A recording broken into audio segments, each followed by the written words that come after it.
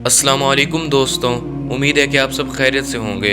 आज की ये दास्तान एक ऐसे मर्द मुजाहिद और अजीम सुल्तान की है जो कि हर मैदान में इस्लाम को लेकर बढ़ा और दुश्मनों को ज़ेर किया, जो कि सल्जूकी सल्तनत का अजीम सुल्तान था और तारीख़ में उसे अलप अरसलान के नाम से जानते हैं। आज की इस वीडियो में मैं आपको अलप अरसलान की तारीख़ बताने वाला हूँ, इसलिए इस वीडियो को मुकम्मल देखिएगा। और जिन्होंने अभी तक हमारे चैनल को सब्सक्राइब नहीं किया वो भी सब्सक्राइब कर लें ताकि ऐसी वीडियो आप तक पहुंचती रहें। अलप अरसलान एक सल्जूकी सुल्तान थे जो कि अपने चचा तुगरुल बेग की वफात के बाद तख्तनशीन हुए। उन्होंने 1063 ईस्वी से 1072 ईस्वी तक सल्जूकी सल्तनत पर हुकूमत की। ऐसा बहादुर और अक्लमंद बादशाह हर रोज पैदा नहीं होता बल्कि सदियां बीत जाती हैं। सल्जूकी सल्तनत अलप अरसलान के दौर में बहुत वसी हद तक फैल गई थी। पहले बरात और जंद को अपनी सल्तनत में शामिल किया, फिर फातमी हुक्मरान को शिकस्त देकर मक्का और मदीना को भी अपनी सल्तनत में शामिल कर लिया। इन इलाकों को अपनी सल्तनत में शामिल करने के बाद सल्जूकी सल्तनत की इज्जत और बढ़ गई। 26 अगस्त 1071 ईस्वी को जंग मलास्कर्द हुई, जिसमें सल्जूकी जवानों ने बाज़ंतीनियों को इबरतनाक शिकस्त दी और उस वक्त के कैसर रूम रुमानुस चहारम को भी गिरफ्तार कर लिया गया। रुमानुस ने तवाने जंग दिया और खराज देने पर भी रजामंद हो गया और अपनी बेटी की सुल्तान अलप अरसलान के बेटे से शादी कर दी।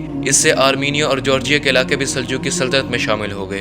अब अगर हम जंग मलास्कर्द की तारीख को भी देखें तो ये जंग 26 अगस्त 1071 ईस्वी को सल्जूकी और बाज़ंतीनी सल्तनत के दरमियान लड़ी गई। मशरिकी अनातोलिया में ये जंग लड़ी गई, जिसमें सल्जूकियों की क़यादत अलप अरसलान और बाज़ंतीनियों की क़यादत रुमानुस चहारम ने की। जंग से कबल सुल्तान अलप अरसलान ने मुआहिदे की पेशकश भी की, लेकिन रुमानुस ने उसे ठुकरा दिया। इसके नतीजे में मौजूदा तुर्की में वाक़ झील वान की शुमाल मगरब में मलास्कर्द के मुकाम पर दोनों अफवाज के दरमियान टकराव हुआ।